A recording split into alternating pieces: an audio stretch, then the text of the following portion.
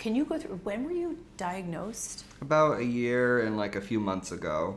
So when you reached out to me, how soon prior to that had you been Like a couple diagnosed? months. So basically, Like a month and a half actually. So That's you really basically, like only fresh. you were fresh. You were fresh then. No, I'd argue fresh. you're I still kind am, of fresh. yeah. I know.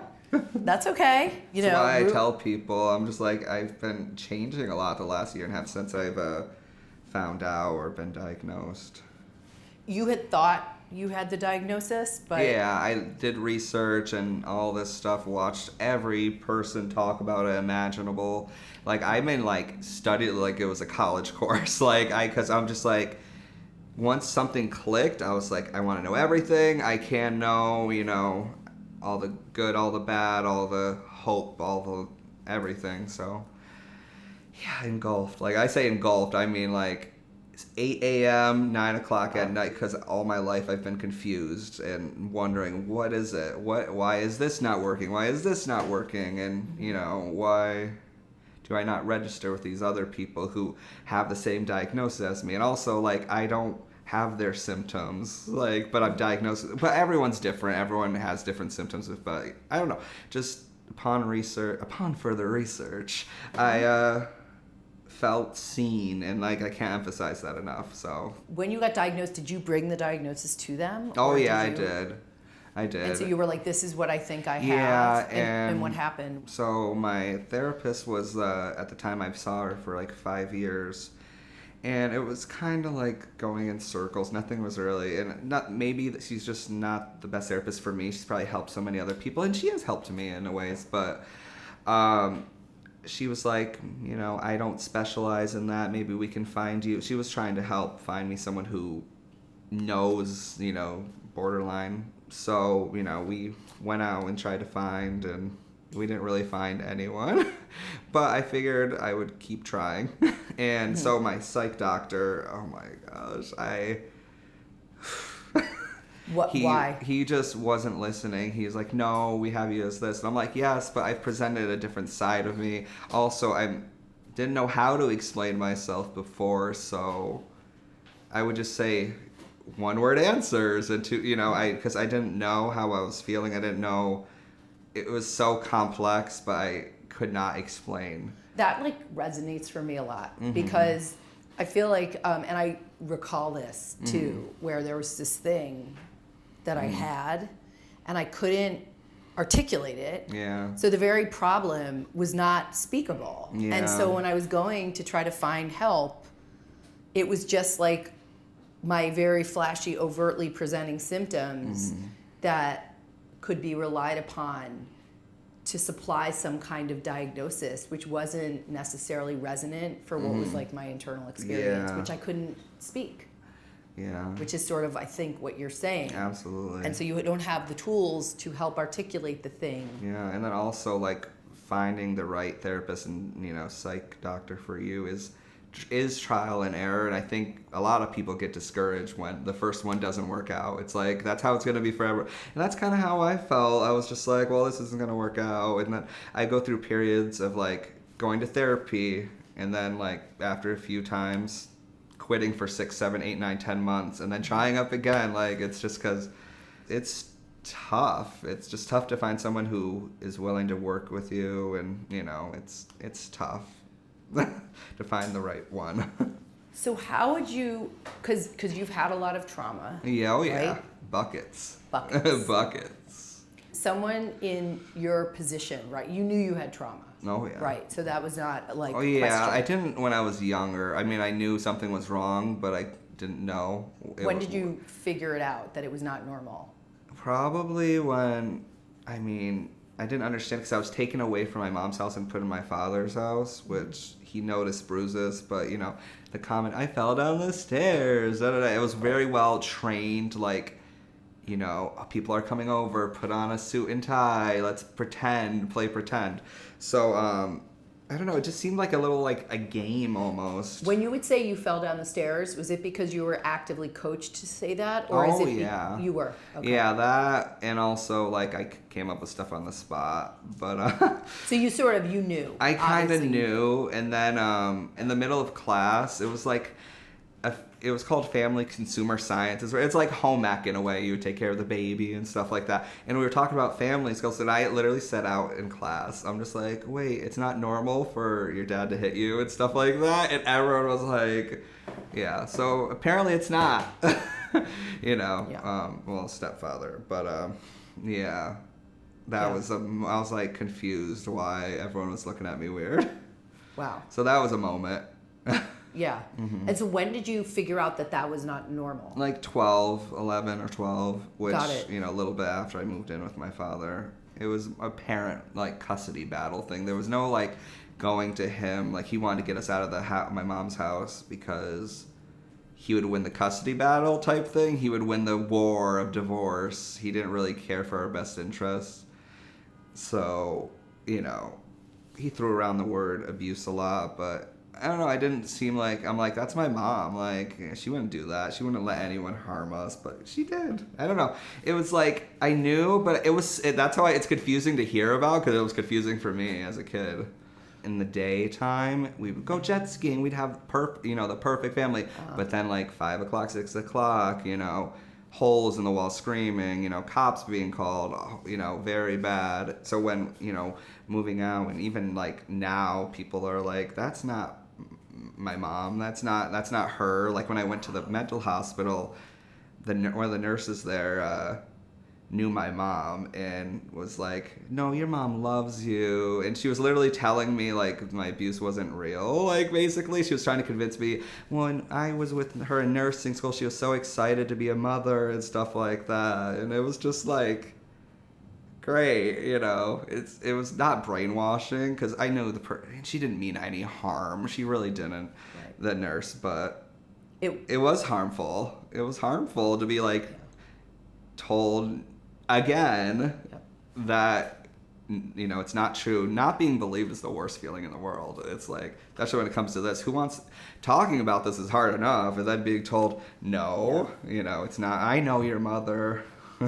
You know, it's interesting because I think, but I really don't know, so I don't want to be. You're fine. No, I'm going to say be what you presumptuous think. here.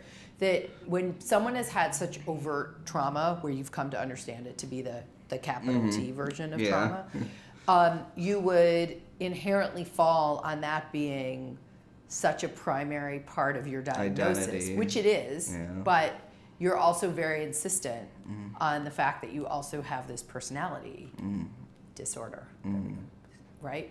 I think that's interesting that you came to the conclusion that your struggle was not exclusively, like, in the realm of trauma. Yeah. Were you seeing trauma therapists and it was just not, like, working? Like, what was it that was making you, like, you know, follow the trail of breadcrumbs that finally landed you at a BPD diagnosis? Yeah, so, like, in therapy and stuff like that, like, my mom would bring me to therapy, but, like, she would have moments, like, in her life where she realized my stepfather was a bad person. She was so wrong, and she was all apologetic, and it's so weird. And then, like, the next, like, few months, she would be engaged to him again as he's in prison, you know, and stuff like that. A lot of, you know, going through therapy and not listening to my therapist, like, not believing.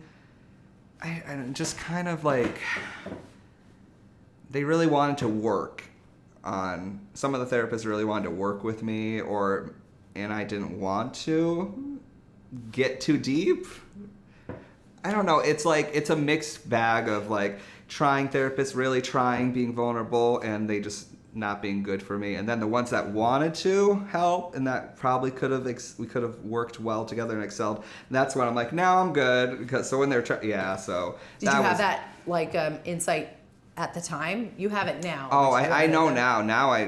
Back then I was just intimidated and scared to feel things. I wrote a poem back in the day called Distraction, and it's just literally about, like, that's all I would do is distract myself, anything to distract myself by, you know, being promiscuous or finding a lover or, you know, drinking or smoking or eating or da-da-da. It's always about, like, not thinking about things, which that did not help me at all, so don't do that. Feel your things. When did you learn that? feel your feelings? When did you come to that? I mean, probably conclusion? like 4 years ago, but do I listen to it? I mean, lately, yes. But no, I mean, I definitely am the type of person who knows what's good, what's bad for me, but whatever feels right in that moment is what I'm going to go with, because all these feelings are overwhelming and tiring. And so it's like, I just need a break. That's literally what I would say. I just need a freaking break. I'm like, I'll just do it, just this time, I got to relax. I just need to relax. I'm exhausted. So, I feel like I owe myself that vice, that bad thing that's not going to help me. Right. Then Yeah. looking back, at BPD symptoms, I'm like, I definitely was like, I displayed symptoms, early on, but no one was paying attention to me, obviously. No one really cared. So, but yeah, I don't know. No, and so what happened in your life that sort of tipped you off to the BPD? Like, what gave me, Yeah, what were you like, were there things happening in your life that made you look for alternate diagnoses and then made it BPD diagnosis resonate for you? Yeah, so when I was 17, I did end up going to a mental hospital, and I found paperwork from that like a year and a half, 2 years ago or whatever, and I was just diagnosed as mood disorder, and I was just like, what is that? That could be, that's so vague. That's like a half, I don't know, maybe that's just something they put in and they would figure it out later. I don't know. But and then I would just be diagnosed as this, that, bipolar, just, depression, and, I mean, there's a lot going on here, and I kind of welcomed every diagnosis possible. I kind of welcomed, hearing the term borderline personality disorder. I always strayed away from that, especially considering my mom was suspected to be it. So, and just the name, I didn't really, I'm like, on the border, what are we doing on the border? Borders are lame. So, yeah, I just did a lot of research of my symptoms. I'm like, this, fear of abandonment, this, chronic emptiness, and I was like, borderline personality showed up, and I was like, okay, let's look into this. And I was like, holy mother of God, this connects. And I was like, is this good or bad? Well, it's good, because I know not having an identity or making your disorder or whatever your identity is difficult, but at least not knowing is awful. How can you get better if you don't know? I agree. I mean, and it also sounds like one way you are quite different from your mother is that you're in this quest to figure this out and get better, and it doesn't sound like she did that. No. It just seems like you have a chance to really do that, go in a different direction. That's the goal. Yeah. Do you envision yourself staying in your small town? I hope not. At least I want to be in Syracuse, which is not that it's not big, but it's it honestly, where I lived before with my mom, we lived in a forest. I should have said that. So it was very isolating living at my mom's house. One of my favorite movie franchises is the Alien franchise, and they have this tagline, no one in space, no one can hear you scream. Well, in the forest, no one can hear the abuse, literally. So that was not good. So I don't know. I kind of like where I can't be found, but I've hidden myself for so long that I want to be around people. I want to meet new people, go out, go to art shows, go to poetry readings, and I don't want to isolate myself anymore, because clearly that wasn't working. I thought that was going to be, I literally thought I have to deal with this on my own. I have to deal with this. And as of even 3 months ago, I was like, you need to ask for help. In things I've asked for help before, but I wasn't getting the help I needed. But I gotta make my voice louder, is what I've learned. I gotta, literally, if I have to scream to be heard, then you gotta do it, because it's already hard to be taken seriously with borderline personality disorder because of the stigma around it, that it's not, the education isn't really there about it. So I just really want to be in a better place where I can handle things. Who knows where that'll be, but I don't think the small town is going to be it for me. I think I want to be around people more and kind of push myself. I think I've lived a little too safely now, which I deserved that for a while, but I think I need to push myself to do things that make me uncomfortable. Because I'm already, like I said, I'm already uncomfortable 24/7, so what's a little added uncomfortability that's going to lead to greatness? Because not everyone's out to hurt me. Not everyone's going to try anything. People mean well, you know.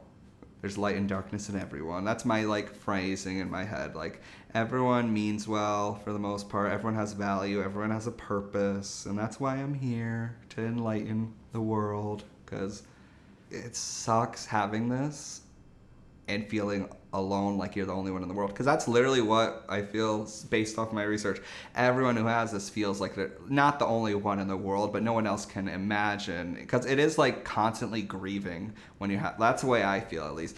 Like I'm always grieving a great loss. And having like a voice and a platform to talk about it and have other people hear about it, it's like, talking about it helps. Why talk about it? Because it helps. Why not talk about it? If you're uncomfortable hearing about it, then imagine how people are uncomfortable dealing with it, or, you know, how uncomfortable that is.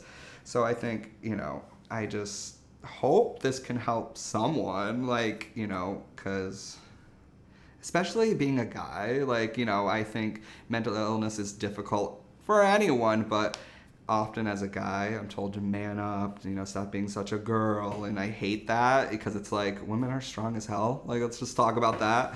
But men gotta be tougher. They're not allowed to feel things. I think it helps seeing other men talk about these things too, which you know, because I am a guy, and other guys have BPD too. Other guys have feelings and depression. So I think that's been a point to do this too, is because, you know, some people might connect with other things, you know. Representation is important, you know. I think that's important. That was long. Surprise.